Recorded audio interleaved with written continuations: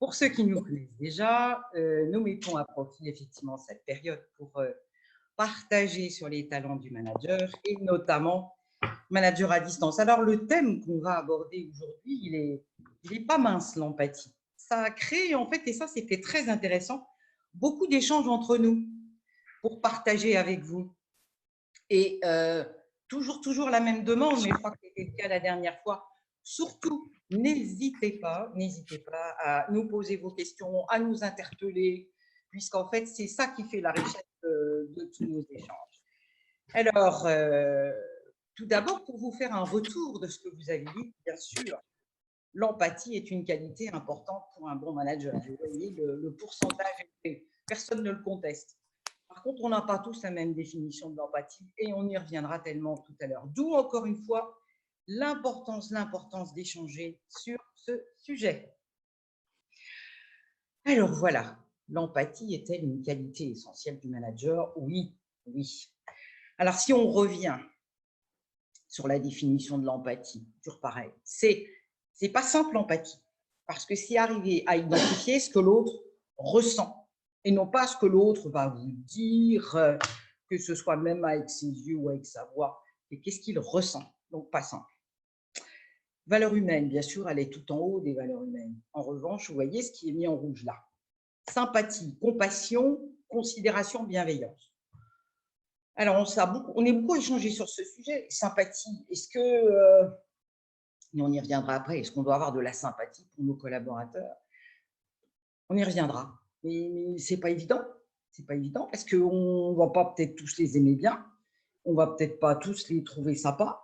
Et par contre, on est leur manager. Donc ça, c'est un vrai sujet sur lequel on va travailler. Comment avoir de l'empathie et puis faire tout ce qu'il faut. La compassion. Est-ce qu'on est payé pour s'apitoyer sur les grandes misères de notre collaborateur? En revanche, oui, considération. On en a beaucoup parlé la dernière fois. Notre collaborateur recherche de la considération et on va dire une certaine forme de bienveillance.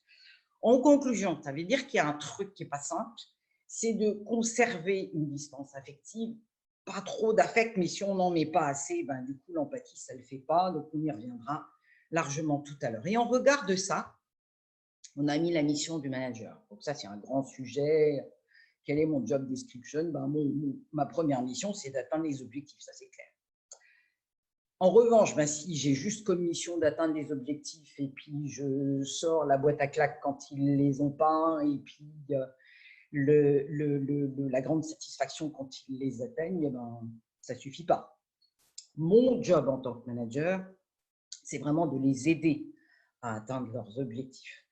Et puis en tête de chapitre, c'est ça le vrai rôle du manager, c'est vraiment faire en sorte que l'équipe tourne bien, tant au plan collectif et individuel. Et du coup, voilà tout ce qu'on avait envie de partager avec vous. Et là, surtout, réagissez, n'hésitez pas à nous interpeller sur les points qui vont bien. Bonjour Christine, Jean-Pierre Bien-Aimé. Bonjour Jean-Pierre. Eh bien, voilà, c'est une bonne introduction. Effectivement, comment faire le compromis entre avoir la capacité à comprendre le point de vue d'autrui, à ressentir ce qu'il ressent et en même temps garder la distance du manager. Bon, ben voilà comment on ressent de mon point de vue et ce que j'ai pu pratiquer. Moi, je suis plutôt, j'ai toujours plutôt été quelqu'un d'empathique, hein, mais effectivement, jusqu'où ne pas aller trop loin, c'est un petit peu le nœud du problème, quoi. Exactement, On va en merci. parler plus tard. Merci Jean-Pierre. On va y revenir longuement, hein, si c'est toute la difficulté. D'autres témoignages, remarques, questions avant qu'on passe au point suivant? Bonjour Élodie Maudet. Oui, je pense que l'empathie, c'est difficile à définir, c'est ce que vous avez dit au départ. Enfin, en tout cas, on n'a pas tous la même définition. Et moi, je sais que ma limite, moi aussi, je suis quelqu'un de très empathique. Et c'est pas faire preuve de trop d'empathie pour, au final, faire à la place d'eux.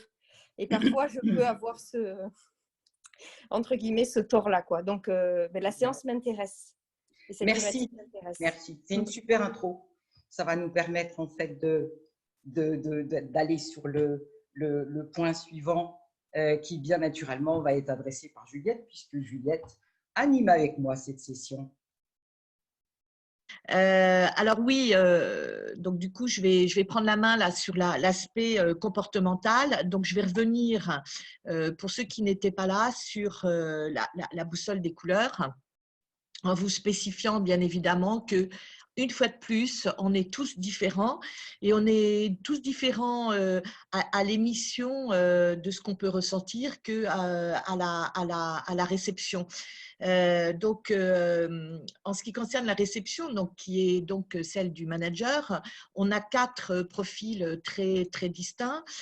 Si on imagine une planète, on a les rouges et les bleus qui sont plutôt orientés tâches et résultats et qui sont plutôt dans un environnement hostile. Alors que et donc du coup on retrouve le manager gestionnaire, le manager leader. C'est pour ça que vous retrouvez ces graphiques qui représentent leur style de management. On voit que le leader, il est dans un système pyramidal. On voit que le gestionnaire, il est dans un système un peu mode armé, aligné, conforme. Mais si vous regardez déjà ces 2 couleurs, vous voyez que le bleu et le rouge peuvent se comprendre parce qu'ils sont dans la même sphère, si je puis dire. Donc déjà, par rapport à leurs collaborateurs, on pourra identifier que c'est plus facile. Pour les verts et les jaunes, qui sont plutôt orientés relation à l'autre, eh bien, vous avez des managers coachs qui sont imbibés un peu de toute l'atmosphère de leur équipe. Et puis, vous avez le manager motivateur, le fédérateur qui accompagne et qui est au centre. Et là encore, vous voyez que les 2 couleurs peuvent se compléter. Voilà. Donc, du coup, quand on prend cette boussole, vous avez donc pour le style de management, à l'ouest, on va dire, des apprenants, des gens qui réfléchissent, et puis à droite, vous avez à l'est, vous avez plutôt des agissants, on va dire, des gens qui sont dans l'action. Alors ça, c'est concernant le style de manager. Mais quand on voit ces comportements, eh bien, on peut se dire que et comme l'a dit Christine dans le premier slide, en fait, l'empathie est une des plus grandes valeurs à l'échelle humaine, d'accord? En aucun cas, on pourrait se dire, comme ça, quand on voit évidemment le gestionnaire qui est un peu froid et distant, ou le leadership qui fonce et qui a que des objectifs et qui n'est pas dans la relation à l'autre, il ne va pas être empathique. C'est faux. C'est faux parce qu'en fin de compte, ici, d'abord, on ne juge pas, c'est juste des boussoles de comportement. En revanche, ce qui est certain, c'est qu'ils ne vont pas exprimer l'empathie de la même façon. Ils vont avoir leurs émotions, ils vont avoir des réactions émotionnelles, mais ils ne vont pas l'exprimer de la même façon. Et donc, du coup, quand on regarde à droite le graphique du collaborateur, donc, on a repris le même schéma. Le collaborateur qui soit bleu et donc du coup qui soit lui aussi dans les méthodes, qui est quelqu'un de structuré, et introverti, hein, donc, puisque tout l'Ouest est introverti et l'Est est plutôt extraverti, ainsi que le rouge qui est donc attaché au résultat, qui est attaché à la tâche, ils risquent eux aussi, tous les deux, de ne pas exprimer leur empathie de la même façon. D'accord ? Si on se concentre sur ces 2 couleurs, mais on verra, et c'est pour ça qu'on a choisi les mêmes graphiques, le manager gestionnaire va comprendre assez facilement ce qu'évoque le collaborateur bleu, parce qu'il est dans le même langage. En revanche, si le collaborateur est jaune, c'est-à-dire quelqu'un qui est très chaleureux, très solaire, qui parle de ses émotions et qui parle de sa souffrance, eh bien, s'il est face à un manager bleu, il risque de ne pas être entendu, comme le vert d'ailleurs. En revanche, pareil, le vert et le jaune, s'ils se parlent ensemble, ils vont se comprendre. Donc, ce qui est important à comprendre dans ces schémas, c'est que les comportements ne sont pas l'image réelle de l'empathie. Que l'empathie, c'est quelque chose qu'on a en soi, c'est une valeur, mais elle sera exprimée différemment pour chacun.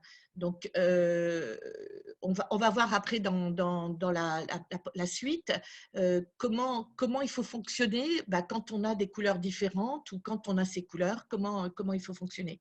Voilà. Et Élodie l'a bien dit tout à l'heure. L'empathie est une valeur, et là, Jean-Pierre en est tellement d'accord, c'est une valeur humaine, ça fait partie des qualités du manager, on est d'accord, mais que de pièges. Que de pièges. Parce que je vais exprimer moi quelque chose, et Juliette l'a très bien dit, je vais exprimer quelque chose parce que ma dominante, c'est des temps bleus, mais comment va le recevoir l'autre? Et ça, on est complètement là-dedans. Il y a des moments où c'est comme si on parlait des langues différentes. Donc, Là où je vous rejoins, c'est que c'est une valeur. Ce qui veut dire qu'on ne peut pas avoir trop d'empathie. J'entendais une personne tout à l'heure qui disait est-ce que j'ai pas trop d'empathie? Et voilà. C'est que ce n'est plus de l'empathie à ce moment-là. Ouais, mais enfin, le sens dont je voulais le dire, trop d'empathie, c'est que moi, j'ai vraiment un tempérament vraiment très empathique. Et c'est vrai que si un manager me dit oui, mais tu vois, Élodie, oui, mais j'ai une difficulté, je vais prendre la main en fait. Donc, c'est là où je dis que mon empathie peut parfois me dépasser. C'est que du coup, le piège que je vais avoir, c'est que je vais faire à la place d'eux. Voilà, oui. C'est là où je disais que ça peut être dangereux. Enfin, en ce qui me concerne, je pense que j'ai un peu trop d'empathie et que des fois, je devrais plus laisser la main au collaborateur plutôt que moi la prendre dès qu'il a qu'il évoque avec moi un stress, une tension. Voilà. C'est dans ce sens-là, en fait, que je voulais le dire. On est 100 fois d'accord, Élodie. C'est bien d'exprimer comme ça, parce que la première chose, si on diagnostique bien des choses qu'on a comme difficultés, parce qu'on a déjà commencé à les travailler. Et c'est complètement dans ce qu'on est en train de voir maintenant, pièges et difficultés. Alors, le bon ton, ça veut dire quoi? Ça veut dire déjà que nos collaborateurs, ce n'est pas nos copains, ça on va le répéter, et que de temps en temps, si j'ai trop d'empathie, je peux créer un contexte avec lui ou avec elle qui fait que après, j'aurai du mal à récupérer ma posture de manager. Mais ça, vous l'avez, vos échanges vont magnifiquement dit. La sincérité, waouh, on est complètement là-dedans. Je ne vais pas, soit je suis empathique, soit je ne le suis pas. L'empathie doit être ma qualité, mais si quelque part je fais semblant, c'est un peu l'horreur. Je ne vais pas faire semblant, je ne simule pas, je reste qui je suis. Alors ça, je reprends exactement tout ce que vous avez dit tout à l'heure. Ça peut être un risque, et c'est pour ça que l'essentiel, c'est de bien me reconnaître pour voir comment je vais établir ma relation à l'autre. Un risque ressenti par mon collaborateur, tant il fait mine de me comprendre, de comprendre mes problèmes, que je baisse la garde et tout, voilà. Ça, c'est son ressenti, et c'est incontestable. Un ressenti, c'est quelque chose d'incontestable. On peut parler, on peut essayer de s'expliquer, mais c'est incontestable. Donc, il peut le ressentir comme ça. Le deuxième piège, c'est ce que vient de dire Élodie. Si je suis trop empathique, oui, je m'en occupe. Alors là, c'est un piège terrible, parce qu'après, je prends le singe. Vous connaissez l'histoire de je prends le singe. C'est-à-dire que finalement, je fais à la place de l'autre, et puis ce n'est pas mon rôle en tant que manager de faire à la place. Et puis enfin, dans mon empathie, et ça, tellement être dans l'écoute de l'autre que je vais carrément renvoyer à des situations que moi j'ai vécues et je ne vais pas être empathique avec l'autre, mais etc., etc. Donc, vous voyez, tous les pièges, on en a cité quelques-uns, mais il y en a tellement. Ce qui est très intéressant aussi, c'est l'équilibre collectif. Quand un manager est très empathique, il va quelque part prendre tous les signaux qui vont lui permettre de repérer ce qui va bien. D'un autre côté, et ça c'est bien en collectif, je repère des trucs, ça me permet de le retravailler, on y reviendra plus tard. Mais si j'ai trop d'empathie avec l'un de mes collaborateurs plutôt qu'avec l'autre, ça peut être un piège. Piège dans ma relation avec le collaborateur et piège aussi dans l'équilibre de la relation que j'ai avec les autres. Alors ça, c'est les pièges de base, déjà dans l'empathie, enfin, que nous, on a envie de partager avec vous comme étant des difficultés. En distance, encore plus. Pourquoi? Parce qu'effectivement, mais ça on l'a dit 100 fois, on n'a pas le contact physique. Et puisqu'on parle de ressenti émotionnel, on peut, mais alors, se planter totalement dans l'expression des émotions du collaborateur parce qu'on est à distance. Donc là, vous voyez, c'est extrêmement intéressant ce point. Extrêmement intéressant. Quand j'exprime mes émotions, je suis en face de la personne, je les comprends, je peux voir plein de choses, mais là, quand je suis à distance, encore plus compliqué. Or, quand on est dans le ressenti et dans l'émotionnel, on est en plein là-dedans, dans une difficulté qui est assez majeure. Et puis alors, ne parlons pas de la situation du confinement, Ou là, dans la situation de confinement, on a comment on va dire, le capteur émotionnel, il est à son comble. Pourquoi? Parce qu'on a peur. On a peur. Non, vous voyez, je fais une bêtise. Non, certains ont peur, d'autres pas. On peut être dans l'incertitude et cette incertitude, ça peut, moi, collaborateur, voire même moi, manager, me mettre dans une situation émotionnelle qui fait que ça peut complètement mettre des parasites, en fait, dans notre communication. Alors, on a déjà beaucoup échangé sur ces sujets. À votre disposition, si vous le souhaitez, de répondre à vos questions, vos commentaires. Jean-Pierre, Christine, effectivement, dans ce que tu dis, il faut effectivement, comment on pourrait dire, contrôler son élan empathique pour prendre de meilleures décisions et ne pas être submergé, entre guillemets, par l'émotionnel de tel ou tel collaborateur.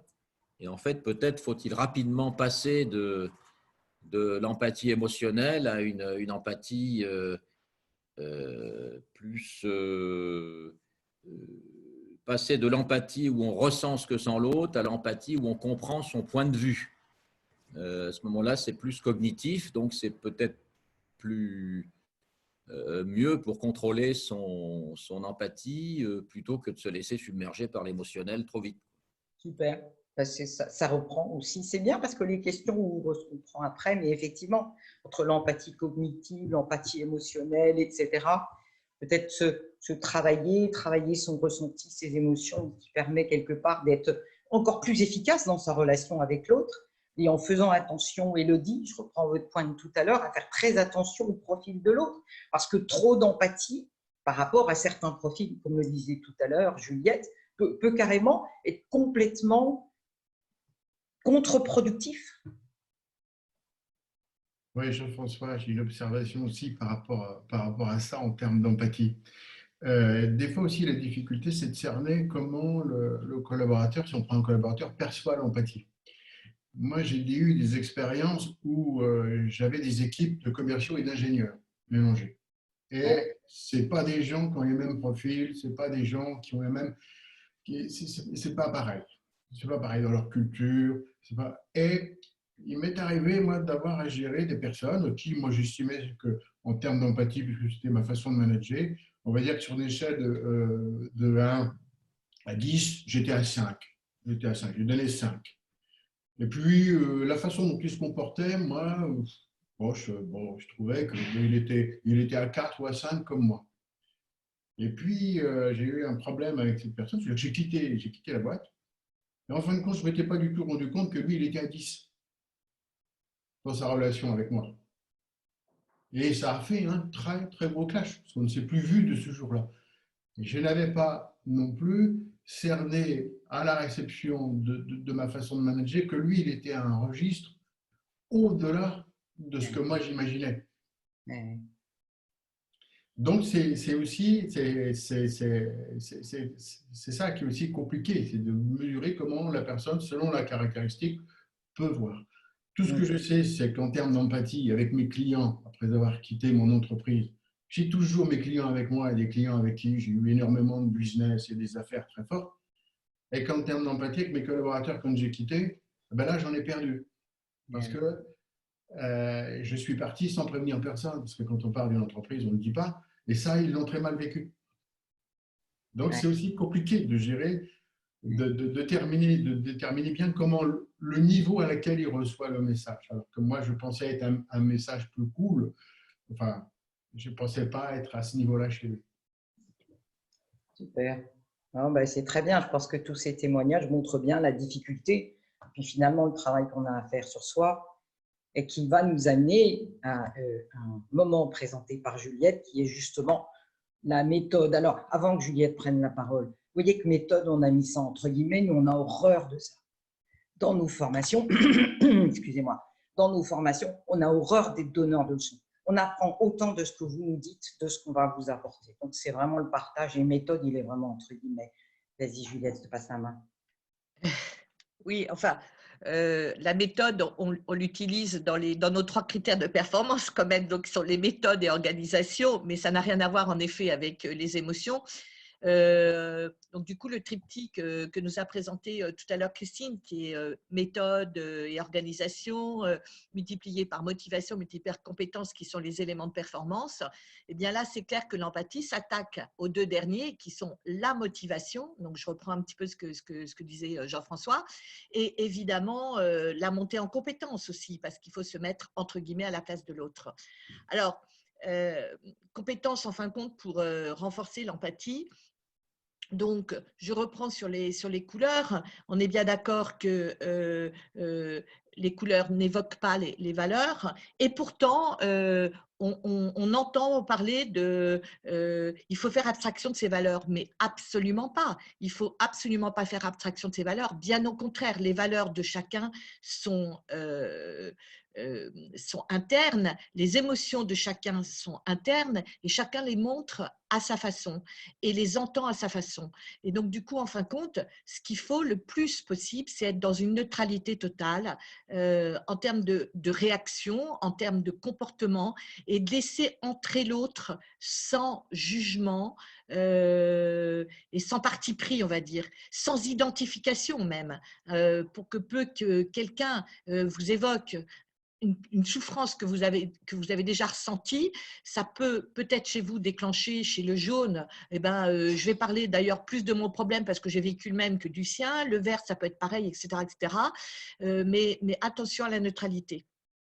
Alors, l'écoute active, ça c'est certain, on va en reparler tout à l'heure. Et puis, évidemment, pour commencer dans l'empathie, il faut vraiment avoir une capacité de pouvoir développer ses émotions et donc du coup de laisser de côté un petit peu ses réactions, de laisser parler ses valeurs, justement, c'est le moment de les laisser parler et pour avoir une agilité comportementale la plus efficace. Voilà.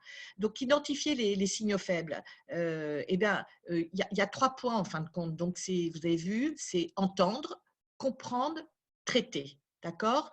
Donc, identifier tous les signaux faibles, c'est d'avoir une entente extrêmement affûtée. Et est-ce qu'il y a des gens qui entendent? Il y en a qui n'entendent même pas. Il se peut qu'un vert qui décrit sa souffrance face à un manager rouge qui est en train de lui parler de ses objectifs, n'entende même pas ce que l'autre lui a dit. D'accord? Il peut lui avoir dit même dans la phrase « j'ai perdu quelqu'un de cher » et l'autre, il ne l'a pas entendu. Et pourquoi? Parce qu'il est dans son mode de fonctionnement, il est sur ses objectifs, etc. etc. Donc, d'abord, entendre et de pouvoir capter ces signaux faibles. Ensuite, oui. Ah bon, j'avais entendu quelqu'un. Ensuite, c'est évidemment de faire la différence toujours entre le pro et le perso, parce que, comme le disait Élodie, ça peut nous emmener, on peut couler avec l'eau du bain, hein, très clairement. Hein. Donc, c'est une expression pas très jolie, mais enfin qui veut dire ce qu'il veut dire. Et donc, ne pas se complaindre. Et du coup, il peut se passer qu'un jaune qui a vécu la même chose embarque le truc, enfin bon, que ça devienne la discussion du jour, alors qu'enfin compte, on était sur des objectifs très stratégiques de discussion sur le business. C'est la première étape, c'est déjà d'entendre. Ensuite, c'est de comprendre. Alors, qu'est-ce que ça veut dire comprendre? Ça veut dire d'imaginer ce que ça fait à l'autre, enfin, que la situation lui permet de ressentir. Et je prends souvent l'histoire de la roue crevée. On imagine qu'un rouge crève sa roue. Donc, le problème, c'est une roue crevée. Et le vert crève sa roue. D'accord? Le problème, c'est que le vert va être catastrophé par sa roue crevée, alors que le rouge va se dire, bon, attends, moi, je vais appeler direct assurance, ça va être vite réglé. Quand le vert va parler au rouge de sa roue crevée, il va lui en parler avec toute sa souffrance. Et si le rouge reste dans son rouge et qu'il ne se met pas à la place de ce que ça peut lui faire, lui, au vert, il n'est pas dans l'empathie. Très clairement, il ne l'est pas. D'accord? Et donc, du coup, il va dire, attends, c'est quoi cette histoire de roue crevée? Enfin, c'est juste une roue crevée. Non, mais pour lui, c'est important. Donc, du coup, l'écoute empathique, elle est extrêmement… l'écoute, le fait d'entendre, de rester neutre et surtout de laisser l'autre s'exprimer avec ses mots de souffrance. Et ensuite, pour comprendre, c'est de se mettre dans la couleur de l'autre, c'est d'imaginer ce que l'autre ressent. D'accord? Je décode ses besoins, je décode ses attentes et je décode ce qu'il est en train de me dire. Alors, une fois qu'on a entendu, qu'on a compris, faut traiter la situation. Ah, donc du coup, là, déjà, je propose quand même que ça se fasse de façon individuelle, hein, que ça soit un point d'échange. Voilà. Et donc, du coup, c'est de distinguer les rôles. Et tout à l'heure, Élodie en parlait. Donc, du coup, là, il faut que je prenne un positionnement qui soit de conseil, très attentif, soit coach, c'est-à-dire de laisser l'autre choisir en fin de compte comment il va sortir de cette solution, mais en n'oubliant pas le triangle entre guillemets de performance qui est je veux, je sais, je peux, et donc du coup de bien identifier comment le collaborateur va pouvoir trouver des solutions dans ce fameux triangle de performance. Le veut-il, le sait-il, le peut-il, etc., etc. Voilà. Tout ça, ça donne du sens. Ça permet de prendre la bonne distance, on va dire, dans l'empathie. C'est vraiment ces trois éléments qui sont, d'abord, j'entends. J'entends alors, pour revenir au distanciel, donc à ce qu'on vit aujourd'hui, ok, les signaux, pardon, les signaux faibles, comment on peut les capter? Eh bien, on peut les capter parce qu'on voit la vidéo, quelqu'un qui se décompose, on voit on entend une voix qui peut changer. Dernièrement, j'ai eu quelqu'un qui était dans l'émotion, donc elle a eu un timbre de voix qui se sentait, et du coup, j'ai senti qu'il y avait de l'émotion. Donc, du coup, évidemment, on ne traite pas ça en collectif, on se rappelle plus tard. D'imaginer même le verbal, voilà. Alors, c'est évidemment plus facile en présentiel parce que le corps parle, mais en distanciel, il y a quand même des moyens de l'entendre. Et donc, la couleur qui l'entend doit rester neutre par rapport à ce qu'elle ressent, mais doit se mettre dans le langage de l'autre pour essayer, on va dire, d'aller chercher l'émotion et de la comprendre, et ensuite de la traiter. Moi, j'ai une question, Juliette, qui me vient quand je t'entends. Est-ce qu'on peut dire que quand on a de l'empathie à distance, c'est encore plus utile parce qu'à distance, on va encore plus ouvrir ses capteurs. C'est-à-dire que je vais encore plus entendre, tu vois, ton point de tout à l'heure, encore plus entendre la voix de la personne qui tremble un peu, ou son regard, ou son non-verbal. Et je trouve que c'est intéressant parce que finalement, l'empathie est une vraie qualité à distance. En revanche, si on veut garder son rôle, et là je reviens par rapport à ce que disait Élodie, surtout je ne fais pas la place, et même si je trouve des solutions, ce n'est pas pour ça que je prends le singe et que je vais faire à la place de mon collaborateur. Moi j'ai une petite anecdote à vous raconter qui était intéressante, juste une expérience personnelle. J'ai une collaboratrice qui est en train de divorcer, et puis c'est un vrai problème, hein. Elle a les oreilles de cocker, elle ne peut plus bosser, contre-productive et tout. Mais ce qui est le plus grave, c'est qu'elle me met un pataquès dans l'équipe absolument épouvantable. C'est-à-dire que tout le monde fait des causes pour elle. Et puis du coup, on a un vrai problème de productivité. J'ai trouvé une solution, c'est mon style, hein. J'avais vu qu'elle aimait bien les sacs. Donc je lui ai acheté un petit sac sympa. Et je lui ai dit, écoute, je te propose un truc, tu vas mettre tous tes problèmes dans le sac, puis tu le laisses à l'entrée. Et puis, tu vas essayer de penser à autre chose. Et puis, justement, ce que tu vas faire dans la journée, ça va te permettre de te ressourcer, de penser à autre chose, parce que là, tu es dans ton jus, puis non seulement tu es dans ton jus, mais tu embarques tout le monde sur ton problème. Et voilà. Et elle m'a remercié après, elle m'a dit, oui, super. Moi, j'ai fait comme ça, mais peut-être qu'avec un autre, ça n'aurait pas fonctionné. Voilà. Donc, conseil, je trouve des solutions, ça ne veut pas dire que je fais à la place de l'autre. Ça, je reviens toujours. Et Élodie, on pourra retravailler ça, parce que ça, c'est important. Moi, Jean-Pierre, je suis assez d'accord avec Christine dans le sens que je ressens que l'empathie doit être encore plus utile à distance, effectivement, parce que quand on est en physique, en présentiel, il y a des choses qui sont un petit peu intuitives, qui sont davantage avec des signes au moment où on parle, etc. On peut voir si les collaborateurs comprennent bien, hésitent ou autre. Ça se voit moins facilement à distance et je pense que c'est certainement encore plus utile à distance où on a peut-être moins de risques, entre guillemets, parce que ce n'est pas forcément à distance qu'on prendra les décisions les plus importantes, c'est plus en physique et décisions les plus importantes, elles doivent être prises, entre guillemets, en s'élevant au-dessus de la mêlée, alors que peut-être le travail en physique, je veux dire, alors que le travail à distance, il sera relayé après par du physique pour les grandes décisions, quoi. Toujours distinguer dans le triangle de la performance du collaborateur. Je peux faire les choses, je sais faire les choses et je veux faire les choses.